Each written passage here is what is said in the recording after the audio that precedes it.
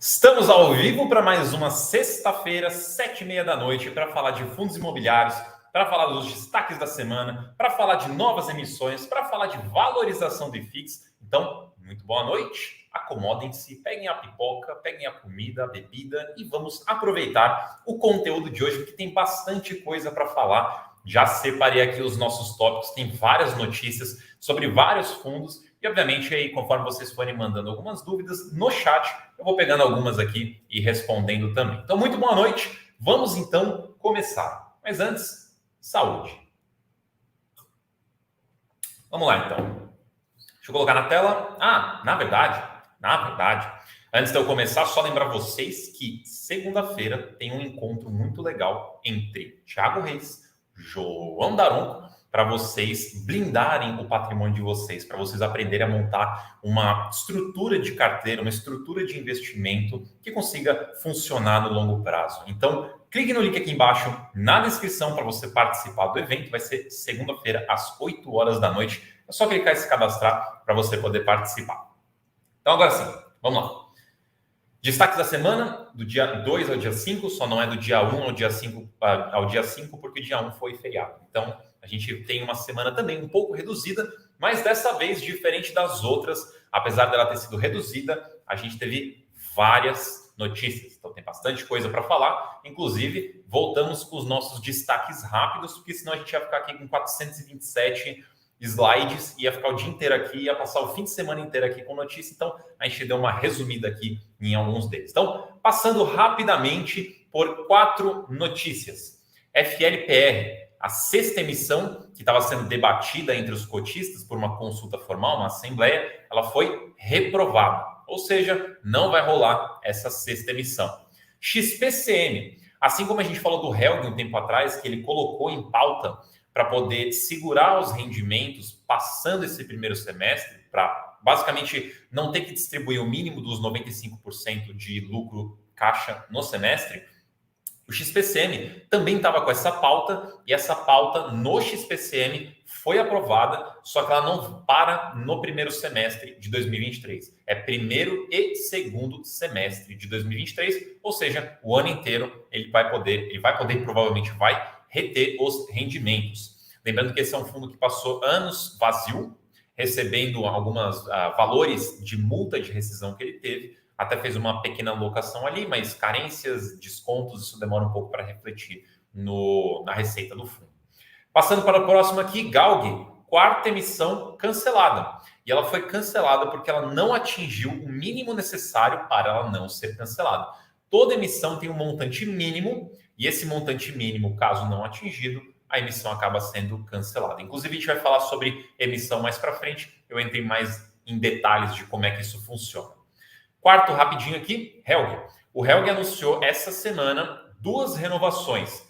Uma no Queimados Industrial Park e outro no Galpão Itapuã. As 2 renovações, no fato relevante, não informam de impacto financeiro. Quer dizer, pelo menos menciona que não muda a vacância, não muda nada ali no fundo, mas não menciona especificamente a questão do contrato. Então, a gente não sabe se tem alguma carência, se tem algum desconto, se aumentou o valor do aluguel, se baixou, se manteve, não temos essas informações. Então, agora o próximo passo é acompanhar os relatórios gerenciais para a gente ver alguma mudança.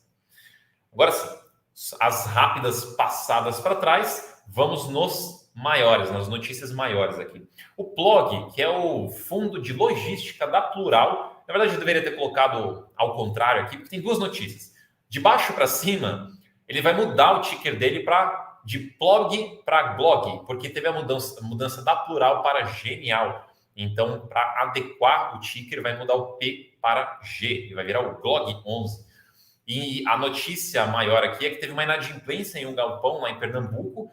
Lembrando que esse fundo, ele não é necessariamente um monoativo, porque ele tem 3 galpões, só que ele tem 3 galpões em um complexo, um condomínio, né, que a gente chama de parque logístico, na verdade.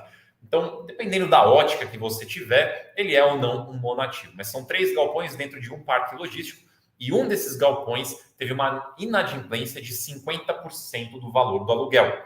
Então, não foi uma inadimplência total. O que acontece? Na verdade, deixa eu só ver uma coisa aqui. Tá, essa primeira linha aqui eu devo ter deixado do outro slide, tá? Ignora essa primeira linha aqui. Mas basicamente o segundo ponto aqui, representação do aluguel. Então, esse inquilino, ele representa 26 centavos por cota. Isso dá quase 40% do resultado do fundo. E o impacto financeiro dessa inadimplência, que é 50%, acaba sendo metade dos 26, ou seja, 13 centavos por cota de impacto na receita. Dessa última vez, não teve impacto no rendimento, porque o fundo usou reservas para manter o patamar atual. Porém, continuando assim, se por acaso não tiver nenhuma alocação rápida ou algo para gerar essa receita ausente, pagamento de multa, que for que seja, aí pode sim ter um impacto nos rendimentos. Então, é algo a se acompanhar. Além dessa inadimplência, também teve uma notificação de rescisão, decisão de devolver o imóvel, podendo chegar a uma devolução de 2/3 da área ou até a devolução integral da área ocupada por esse inquilino. Então, resumindo, inadimplência de metade do valor do aluguel, então 13 centavos por cota, e potencialmente uma vacância futura total deste imóvel. Lembrando que são 3 galpões ali no portfólio. Passando aqui, RZTR, fundo de fazendas, principalmente, com uma carinha de crédito, mas um fundo de fazendas. Então, o fato relevante disse que ele recebeu alguns pagamentos referentes a opções de compra. Por que eu falei dessa questão de com carinha de crédito? Porque uma grande prática do Risa Terrax, que é esse fundo, é comprar terras, arrendar essas terras e ter uma opção de compra. Então, basicamente, quem vendeu a terra para ele fica com uma opção de compra para recomprar a terra futuramente, óbvio, seguindo todos os contratos, todas as cláusulas do contrato, todas as regras do contrato que foram ali determinadas. Então, normalmente acontecia de compra a terra, o inquilino fica ali trabalhando na terra, depois ele vai pagando aluguel, depois de um tempo ele recompra a terra dele. Que foi o que aconteceu. Então, teve o pagamento de uma opção de compra que vencia agora no fim de abril, e teve uma outra que foi um adiantamento de uma parcela que vence em abril do ano que vem.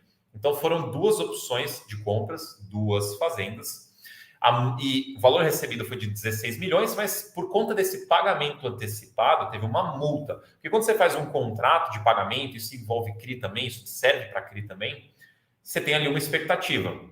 O gestor tem uma expectativa de recebimento, os investidores têm uma expectativa de recebimento, tudo é feito dentro daquele cronograma de pagamento, expectativa de pagamento.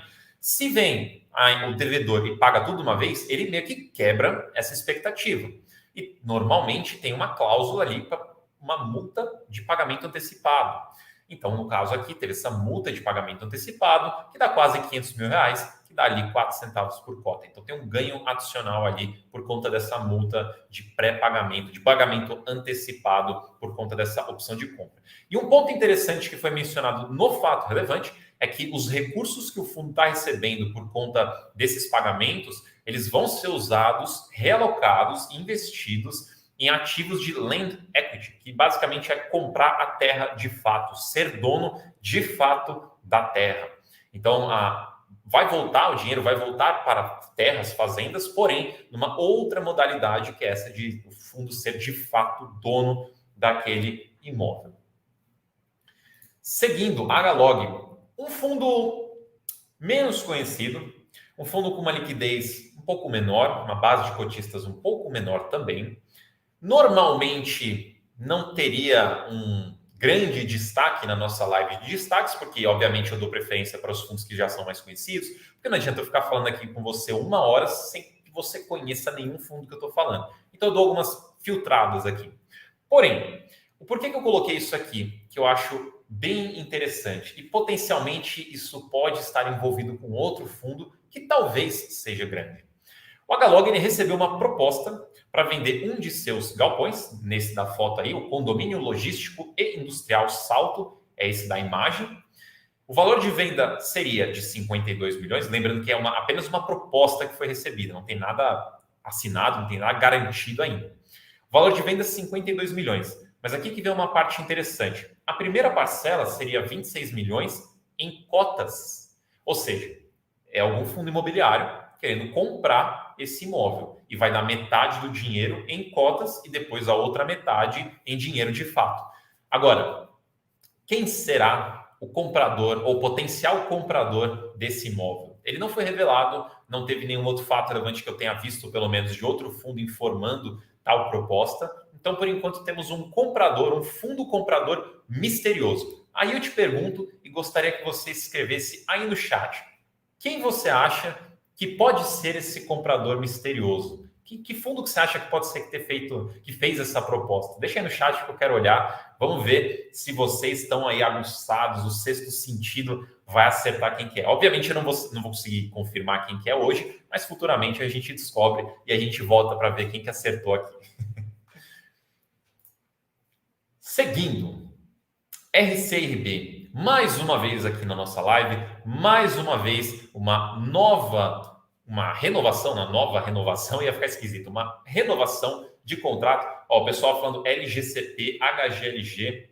O HGLG pode ser um bom pretendente aí, porque ele pretende fazer uma emissão nova, quem sabe. Então, tá bom aí, ó. Muita gente falando HGLG aqui. Será que é o HGLG? Teremos que acompanhar as próximas notícias. Eu não tenho a resposta agora. Ó, tem o S-Deal. Vamos lá, então, renovação. Eu vou só falar essa notícia e depois eu olho aqui para o chat de novo. Seguindo aqui, então, renovação de contrato no edifício JK Financial Center, RCRB, Fundo de Lajes da Rio Bravo. A extensão de contrato aqui, ó, agora sim, ó, 5 anos aqui da extensão de contrato que ficou aqui pendente nesse do blog. Eu esqueci de deletar, que eu vou copiando os slides. Então, essa primeira linha aqui do extensão de contrato que eu deveria ter deletado é originalmente aqui desse slide. Então, a renovação é de 5 anos, então estendeu o contrato por mais 5 anos deste inquilino. A área em referência aqui é de quase 1.000 metros quadrados, então uma área bacana, uma área grande. E aqui vem o ponto-chave, o grande ponto dessa renovação, que foi com um aumento de 34% no valor de locação. Ou seja, o aluguel aumentou 34% e o fundo conseguiu fechar essa negociação. Então, bastante interessante. O que é também interessante é que isso acaba virando um balizador para futuras negociações para aquele prédio. Então, se por acaso esse seja aí um dos maiores aluguéis agora do prédio, provavelmente os próximos, quando vierem, seja novas locações ou renovações, vão ter este novo aluguel como um balizador para talvez conseguir melhores aluguéis também nas próximas locações ou renovações.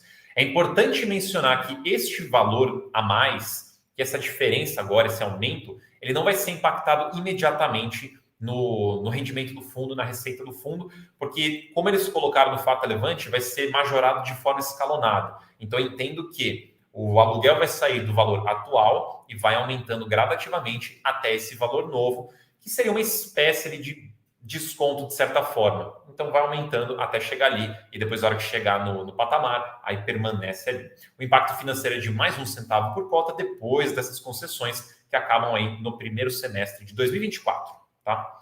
Então, mais uma coisa bem interessante, principalmente no setor de lajes, que é um setor que ele apresentou mais riscos por conta da pandemia, por motivos óbvios, e ele vem se recuperando desde lá. Então, as pessoas acabam vendo, né, esse mercado mais machucado que está melhorando. Então, é legal a gente ver esse tipo de locação, porque a gente vê que tem áreas, aqui a gente está falando do JK, né? Então, ali na região prime de São Paulo.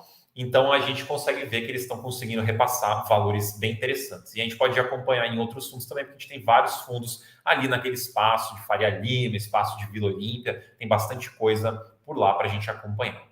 Deixa eu ver aqui o que vocês escreveram mais aqui. XPLG de novo, VILG, ALZR. A ALZR, vamos falar dele daqui a pouquinho. Bom, por enquanto, quem mais está falando aqui é a HGLG. Ele está ganhando aqui na enquete. Falaram BTLG também. Vamos ver, porque se tiver que ter emissão, daqui a pouco a gente descobre. Seguindo, então. PVBI. O PVBI, que vem ali, não só o PVBI, mas a VBI em geral, a gestora vem passando por grandes mudanças. Para quem acompanhou, acho que foi minha live da semana passada, que eu falei do crescimento do portfólio da VBI, que acabou recebendo outros fundos de outras gestoras, ela cresceu bastante. Então, ela tem muitos fundos no leque. Inclusive, uma dúvida que a gente tinha é de como ia funcionar. Na verdade, a gente tem ainda, né? Porque a gente não tem o caso concluído ainda. Algumas dúvidas que a gente tinha e a gente tem é de como vai ser trabalhado todos esses portfólios, sendo que alguns portfólios eles são parecidos. Então, no caso de lajes, Tem o PVBI, que é o fundo inicial da casa, focados em prime, né, em localizações primárias, grandes e boas localizações, assim como também prédios de alta qualidade.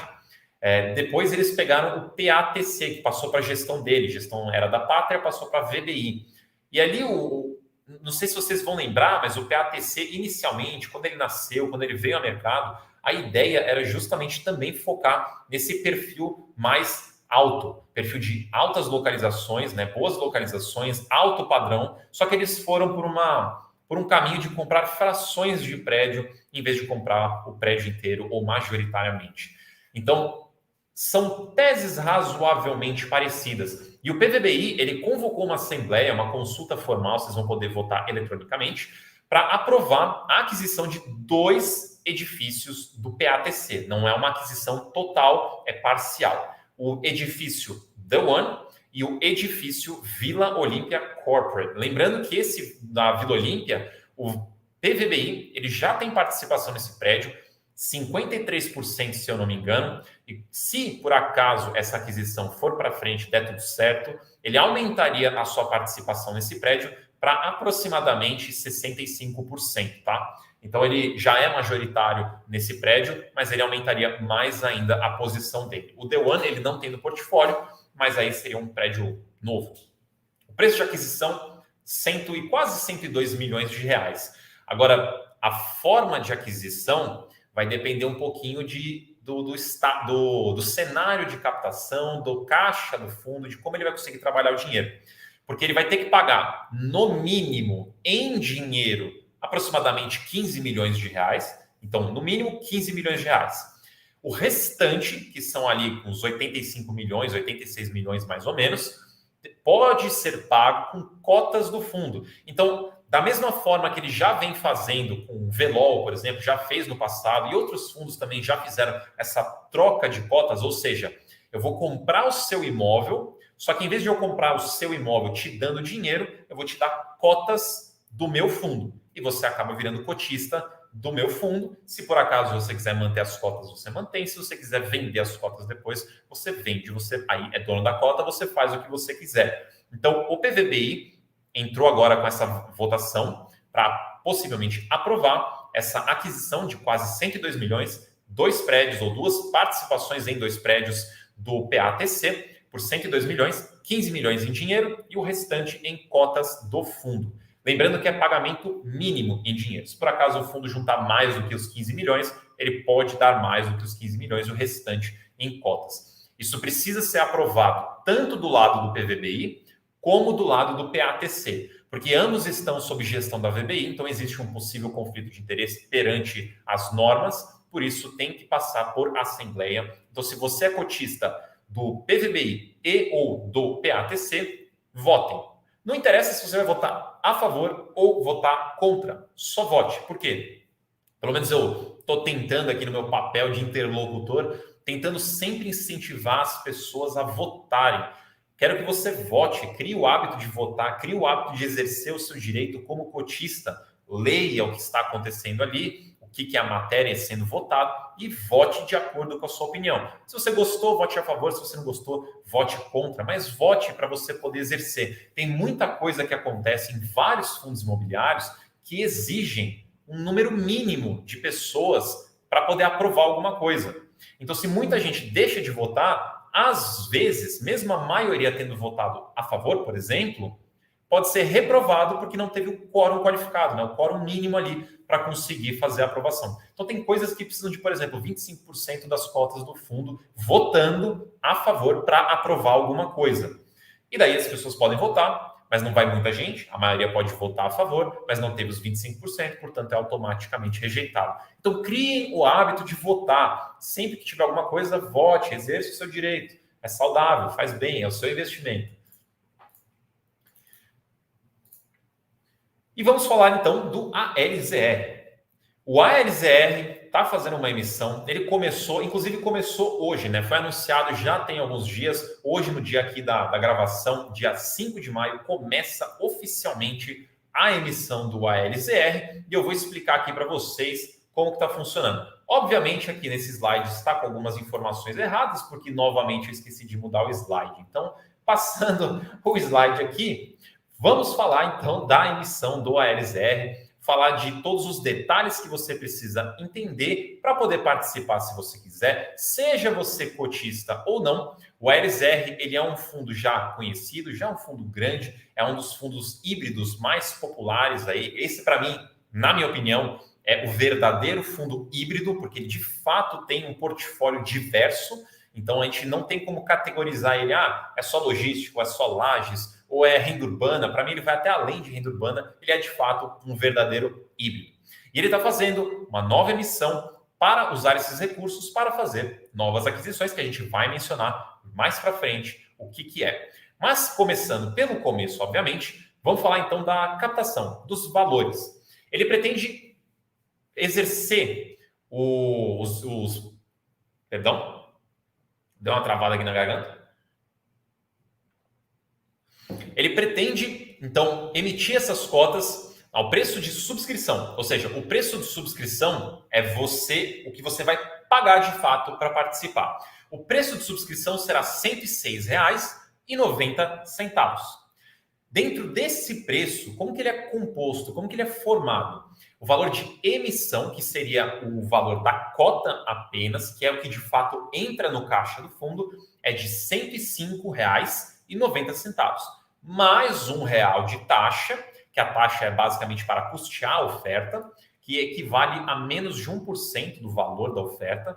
Então, somados os dois, dá R$ 106,90. Quem quiser participar deverá pagar R$ 106,90 por cota que quiser subscrever.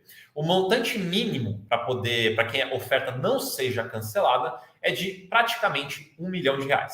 O montante inicial, que é basicamente o objetivo, é o quanto que o fundo pretende ou gostaria de captar, é ali em quase 250 milhões de reais. Mas, caso tenha uma demanda superior a esse valor, ele pode emitir um lote adicional de cotas de um pouco mais de 62 milhões de reais. E se você somar o montante inicial mais o lote adicional, a captação máxima dessa emissão é de 311 milhões de reais.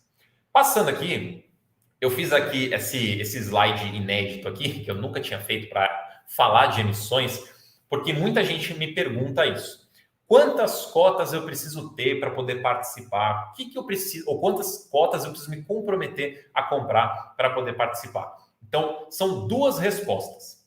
Primeiro, se você é cotista e quer participar pelo direito de preferência, então você precisa ter, na data de hoje, da gravação de hoje, 5 de maio, no mínimo 3 cotas de ALZR. Por quê? A preferência, a proporção de preferência é de 33,95%. Ou seja, para cada cotista aqui, você vai olhar quantas cotas você tem e você vai receber em direitos de preferência o equivalente a 33,95% das cotas que você tem. Então, se você fizer uma matemática aqui, você vai ver que o mínimo para você receber um direito de preferência são 3 cotas. De 3 cotas para cima, aí você vai aumentando de pouco em pouco a quantidade de direitos que você vai receber. A quantidade de direitos que você receber é opcional exercer, você pode exercer parcialmente, você pode exercer tudo, você pode exercer nada se você quiser. Mas quanto mais direitos você tiver, mais você vai poder participar da emissão via direito de preferência. Eu já explico a diferença aqui para essa segunda opção aqui da direita, que é, na oferta pública, no período público, você também pode participar, seja você cotista ou não. E o pedido mínimo é uma cota. Então, essa emissão a gente pode falar que de fato é para todo mundo. O limite mínimo aqui de pedido é uma cota. Então, você pode fazer um pedido de 1 cota, 2 cotas, 3 cotas no período público sem ser cotista. E por que é legal trazer essa informação para vocês? Porque a maioria das emissões, não sei se posso falar a maioria hoje em dia, mas a maioria no passado, pelo menos, ela exigia que você fizesse um pedido mínimo de 100 cotas, que normalmente, pelo menos nos patamares anteriores, dava uns 10 mil reais. Então, o pedido mínimo para você entrar numa oferta pública era 10 mil reais. Nessa emissão aqui, é uma cota. Então, quanto que era o preço antes? R$ 106,90 por cota nessa emissão. Então, o pedido mínimo é de R$ 106,90. Agora, qual que é a grande diferença? A grande diferença é que, pelo direito de preferência, cotista tem a garantia do pedido. Então, se você tem um direito de preferência e você pediu, você reservou, você fez o pagamento, você já garantiu que você vai receber essa cota depois que a emissão acabar. Quando você vai pelo período público, o período público é aberto. Então, ele vai receber pedidos de todo mundo. Quem quiser vai poder pedir. Ainda mais tendo pedido mínimo bem baixinho que nem esse, então podemos assumir que muita gente pode mandar pedido. Se tiver uma demanda muito maior do que tem de cotas disponível, então pode acontecer o famoso rateio, que é dividir o que tem disponível entre as pessoas que pediu. Então pode ser que você não receba tudo que você pediu.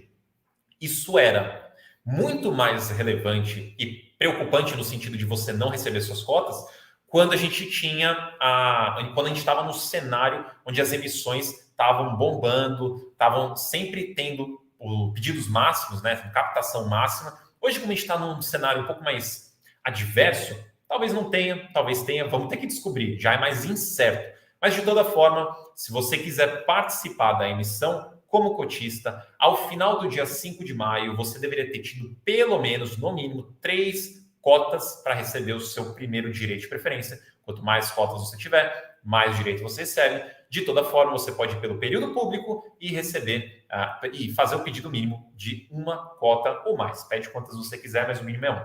Aí tem muitas perguntas aqui já no chat sobre negociação de direito. Vamos então para o cronograma. Data base, 5 de maio. Essa é a data o qual o fundo vai olhar para ver quem é cotista. Cotistas, ao final do dia 5 de maio, terão suas posições avaliadas, naquela proporção que eu falei, dos 30 e poucos %, para poder receber o direito. Por que é importante você saber a data base?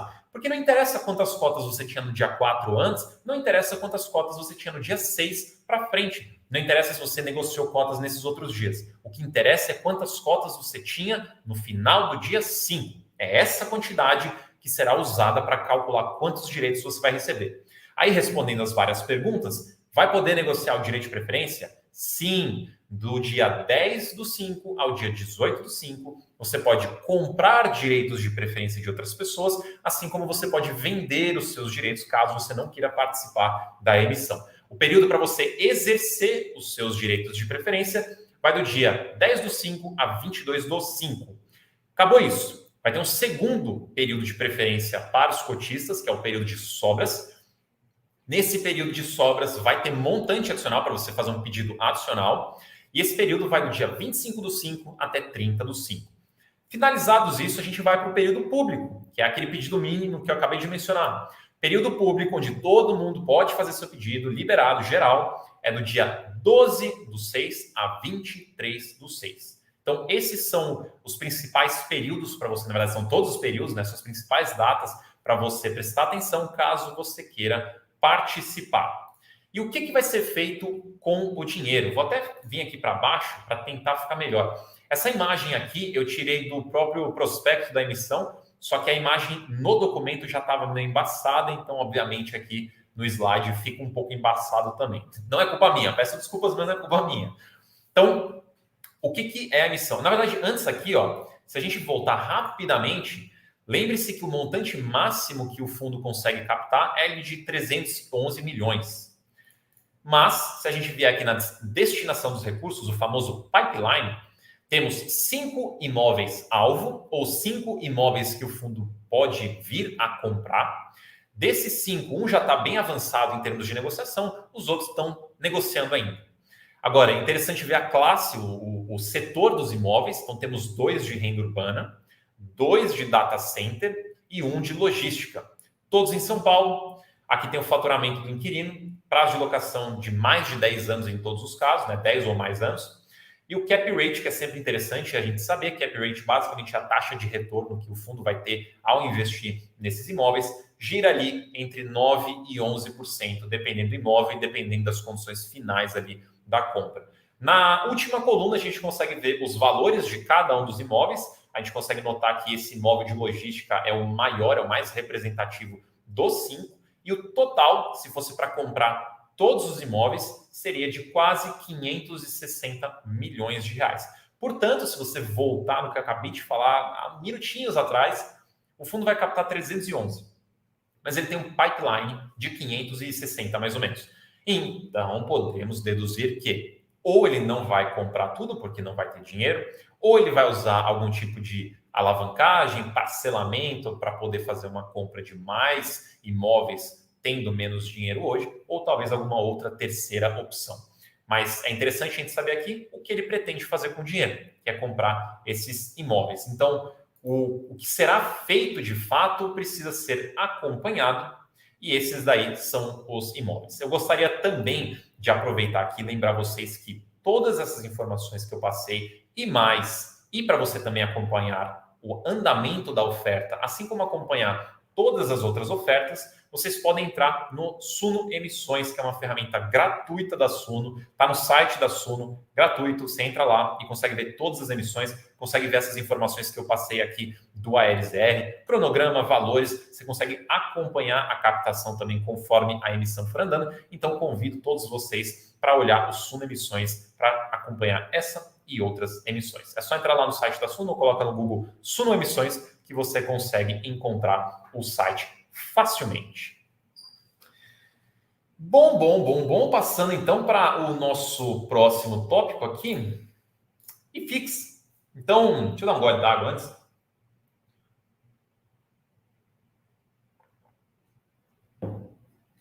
O Renato perguntou aqui, quando tem que ser pago a reserva? Lá no Suno Emissões tem um cronograma, tá? Normalmente são alguns dias depois do... Eu não coloquei aqui porque eu achei que ia ser informação demais, mas normalmente é assim, ó. Período de preferência, acaba no dia 22/5. Então, no dia... Estou olhando o calendário aqui. Então, acaba no dia 22. Então, provavelmente é no dia 23 que você paga a preferência. Nas sobras, termina no dia 30. Normalmente é uma semana depois, ou 5 dias, né, úteis. Então, no dia 6 deve ser o pagamento. E o período público é no dia, acaba dia 23. Então, o pagamento deve ser dia 26, porque normalmente também é um dia. Mas entra lá depois no Suno Emissões, que lá tem todas essas datas. Deixa eu voltar aqui para o IFIX. Então, meus amigos, o IFIX, vou ficar aqui embaixo. O IFIX continua subindo. Para quem participou na... perfeito. Eu esqueci de mencionar aqui. Então, deixa eu voltar aqui. Pegar essa pergunta. O César perguntou aqui, Marcão, vai rolar relatório para assinantes sobre a emissão do ALZR, inclusive sobre arbitragem? Sim, teremos um relatório que deve sair, deixa eu olhar o calendário aqui, ele deve sair no dia 10. Então está programado para sair no dia 10 um relatório de análise dessa emissão. Assim como a gente fez também de análise da emissão do TRXF recentemente, a gente vai fazer uma para o ALZR também. Lá a gente vai explicar basicamente, a gente vai entrar em mais detalhes sobre o que eu falei aqui eu dei uma resumida, a gente vai entrar em mais detalhes, a gente vai fazer de fato uma análise e a gente vai também emitir um viés. O que é um viés? É basicamente, a gente entende que é positivo passar, ou é positivo entrar na emissão, ou é negativo entrar na emissão, ou talvez tenha um viés neutro, que está no meio termo aqui, não é muito nem tão positivo e nem tão negativo. Então a gente vai emitir um viés dizendo o que a gente acha sobre essa emissão, se é legal ou se não é legal participar. Então fiquem de olho, deve sair na quarta-feira, dia 10/5. Aí voltando aqui que eu tinha esquecido, muito obrigado, na verdade, muito obrigado, César, por me lembrar. Eu tinha que ter dado esse recado já, mas eu confesso que eu esqueci, fascínio meu. Mas vamos lá. Então, o IFIX. O IFIX, para quem participou da minha live da semana passada, eu já tinha falado que ele já estava há 30 dias subindo todos os dias, valorizando todos os dias. E eu fiz um gráfico de 30 dias na semana passada. Como a gente continuou subindo, então a gente já estourou a marca dos 30 dias e seguimos subindo. Então eu peguei aqui um gráfico de 6 meses. Se vocês olharem, aqui não vai dar para ver meu mouse, né? Mas basicamente, se vocês olharem na imagem, da direita para a esquerda, tem duas linhas listradas cinza. Ao lado da segunda linha, lembrando, da direita para a esquerda, a segunda linha, pouquinho para a esquerda dela, tem ali um vale, né? Tem um fundo ali. Desde aquele dia, que foi basicamente o final de março, última semana de março, a gente subiu praticamente todos os dias. De lá para cá, o IFIX subiu ali aproximadamente uns 5%, que é bastante coisa. Lembra que a gente está falando do IFIX. Tem mais de 100 fundos no IFIX, é muita coisa, é uma média. Então, subir 5% para um índice desse é bastante coisa. Inclusive, se você está acompanhando fundos individuais, você já viu que vários FOFs subiram bastante, alguns subiram uns 10%, vários fundos de escritórios, fundos de lajes, subiram bastante também algumas coisas ali perto de 10%. Vários outros fundos de tijolo também subiram. Talvez não tanto assim, mas subiram também.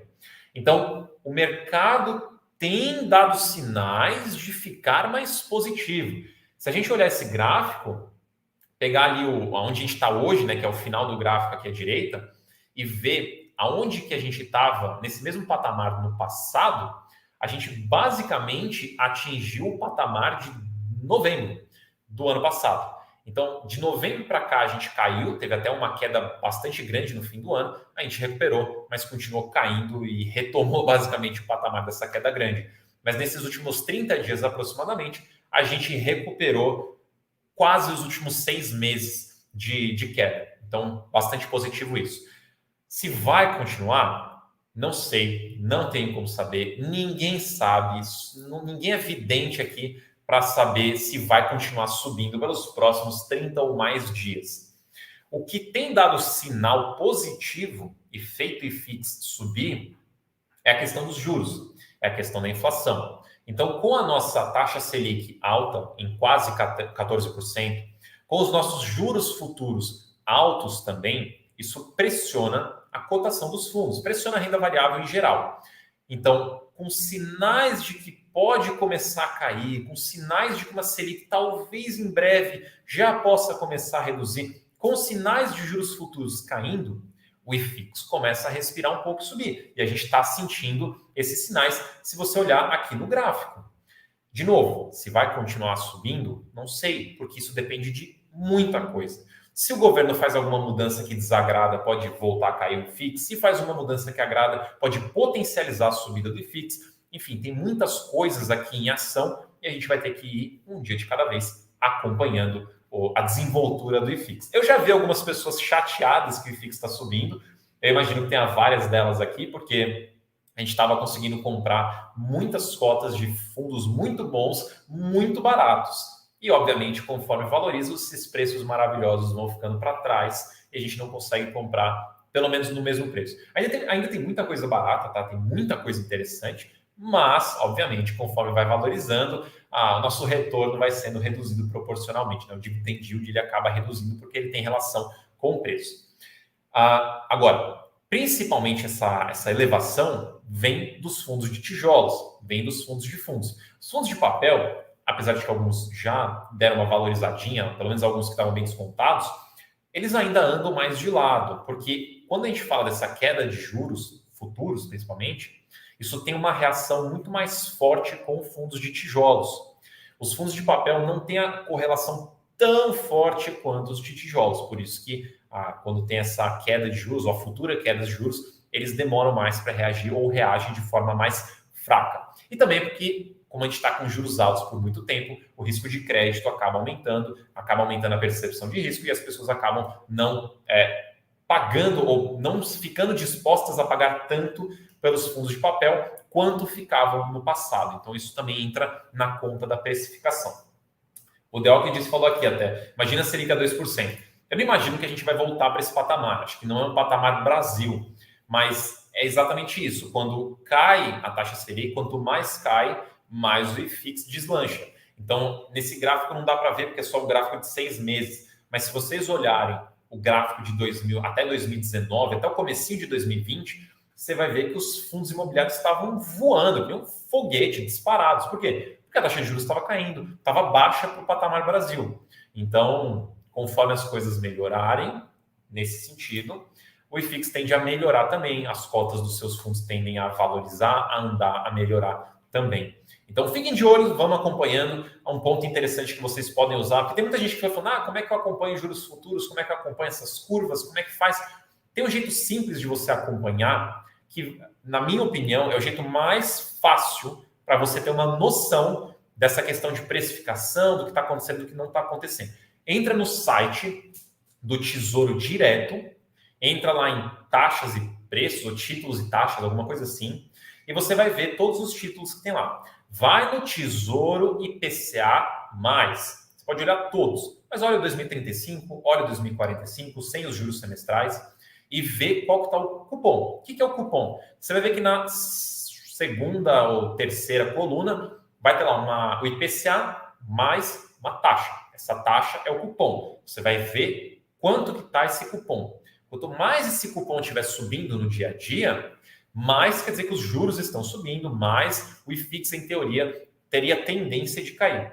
Se essa taxa começa a cair, o inverso também começa a acontecer. Os juros começam a cair, os juros futuros, e daí o IFIX tende a reagir e subir um pouco. Então, para vocês que quiserem uma forma fácil de acompanhar essa dinâmica toda de juros futuros, de IFIX, de taxa, de precificação de cota de fundo imobiliário, entra no site do Tesouro Direto, é muito fácil de olhar por lá. Bueno, deixa eu ver aqui. O Caio perguntou da subscrição do HGLG. Ainda não foi aprovada. Ela precisa ser aprovada ainda para a gente ter os detalhes. Assim que ela for, se ela for, tenha certeza de que eu vou trazer essas informações para você aqui na live, aqui no YouTube. Fiquem tranquilos. E também lá no Suno Emissões, tá? Mas ainda não foi aprovado. Deixa eu ver aqui mais alguma coisa. Peraí. Peraí. Então, estão falando que saiu alguma coisa aqui. Saiu hoje? Já saiu? Deixa eu abrir aqui, então. Estou abrindo aqui o site da B3. Cadê? Fato relevante. Cadê? Credit Suisse. Deixa eu ver aqui. Vamos digitar CSHG. Cadê? Peraí que eu estou abrindo aqui. É verdade. Temos uma ata do HGLG. Então, nona emissão de cotas. Estou olhando aqui do lado. Teve preferidos percentuais emitidos de acordo com os votos preferidos emitidos apresentam os seguintes: 6,67% de votos favoráveis. Então parece que foi aprovado. Deixa eu ver. Calma, deixa eu olhar tudo, porque tinham várias matérias, né? Então a primeira aqui é da oferta, tudo foi aprovado, então. Tudo aprovado, então, é isso? Você vê, se vocês olharem esse documento, depois entrem lá, vocês vão ver que a porcentagem de pessoas que votam é muito baixa. Então, se fosse alguma coisa que precisasse de um quórum qualificado, você vê que não teria gente suficiente aqui. Mas, ali, mais de 6% das cotas do fundo foram lá, votaram a favor e aprovaram essas matérias. Então, vai ter aí a nona emissão. De toda forma, a minha resposta não estava toda desatualizada. Mesmo sendo aprovada agora, a gente não tem todos os detalhes. Então, ela sendo aprovada agora, vai eventualmente sair um fato relevante, um prospecto, alguma coisa, com todos os detalhes. Eu pego esses documentos, resumo, trago para vocês aqui na live ou em algum vídeo, mas de toda forma também trago lá no Suno Emissões. E muitíssimo obrigado a vocês por me avisarem aqui no chat. O Gabriel perguntou do MXRF, mesma coisa, emissão em aprovação ainda.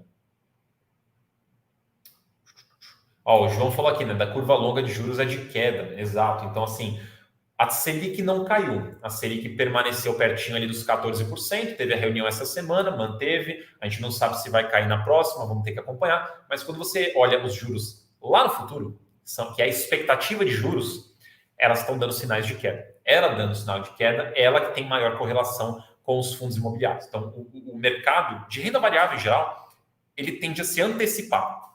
Então, se o futuro já está dando expectativa de queda, então o pessoal já começa a precificar hoje essa expectativa futura. Por isso que, normalmente, não é o caminho, não sei se eu diria o melhor caminho, mas talvez não é o mais eficiente você esperar a Selic cair para você começar a investir. Porque o mercado, ele se antecipa. O José perguntou, qual que é o impacto do aumento da taxa de juros nos FIIs de papel? O valor da cota tende a subir com a marcação a mercado? Na verdade, é muito bem o contrário. Quando os juros sobem, o valor dos títulos que os fundos de papel investem cai. Então, o valor patrimonial dos fundos de papel com essa escalada da Selic caiu. Então, os valores patrimoniais estão para baixo.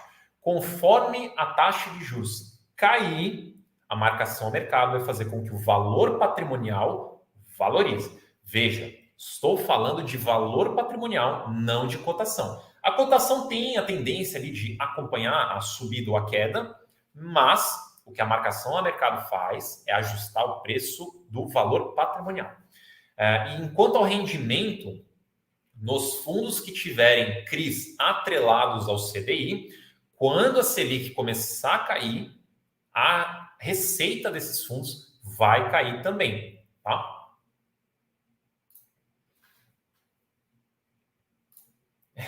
O Ricardo perguntou aqui, continua aportando ou vai esperar uma quedinha, Marcão? Eu estou com as minhas ordens penduradas aqui. Olha, eu sou da filosofia de que se eu estou com dinheiro na mão, o preço está interessante e eu estou querendo comprar, eu compro. Então, eu estou comprando, inclusive eu fiz um aporte hoje. Então, hoje eu fiz um investimento, porque, enfim, eu invisto todos os meses, tá? Eu não fico esperando quedinhas que talvez nem possam acontecer. Eu não gosto de ficar deixando o meu resultado à mercê da sorte. Só faço algo desse tipo quando eu tenho grandes convicções, quase certeza, grandes chances de que vai ter alguma queda, de que vai ter um momento melhor para comprar. Como eu não tenho certeza de nada disso, não tem nada indicando que vai ter de fato uma grande queda para aproveitar, então é investimento recorrente. Todo mês eu estou comprando. Óbvio, eu vou sempre direcionando o meu aporte para onde estiver melhor. Então tem um fundo ou outro que talvez tenha valorizado demais, que para o patamar atual não está interessante para mim. Mas tem outro que ou ficou para trás ou deu uma quedinha, que ele está interessante, então eu compro ele. Aí no mês que vem é a mesma coisa, eu vou olhar o que eu tenho à disposição e vou colocar meu dinheiro na melhor oportunidade do momento. Mas no cenário atual, mesmo com essa subida, ainda tem muita coisa interessante. Então eu estou todo mês comprando, com certeza. Se algum dia, eventualmente, a gente voltar para um patamar à lá 2019, aí quem sabe eu mudo um pouco aqui o foco para outra coisa, porque daí vai estar de fato muito caro, aí eu posso talvez comprar outra coisa. Mas como estamos longe disso, então hoje eu acho que tem muita coisa barata ainda, então todo mês eu estou fazendo meus investimentos. E com isso, eu gostaria de convidar vocês para segunda-feira, uma live às 8 horas da noite no YouTube de blindagem de patrimônio, blindagem dos investimentos, para você conseguir aprender com o Thiago Reis e com o João Daronco como blindar o seu patrimônio, os seus investimentos, como melhorar os seus resultados, torná-los mais perenes, mais seguros, estratégias de investimento de grandes investidores. Link na descrição, é só se cadastrar para você participar do evento, que é segunda-feira à noite, tá? Link aqui na descrição, só clicar, deixa lá seu nome para você participar. E com isso, eu me despeço de vocês. Muito obrigado, muito boa noite. Obrigado pela companhia, obrigado pelas perguntas, obrigado pela ajuda também em avisar que já saíram outras notícias na B3. Eu fico por aqui. Bom churrasco, boa pizza, se divirtam no fim de semana. Segunda-feira a gente está de volta com mais fundos imobiliários, investimentos e educação financeira. Então, bom final de semana, pessoal. Muitíssimo obrigado pela participação e até semana que vem.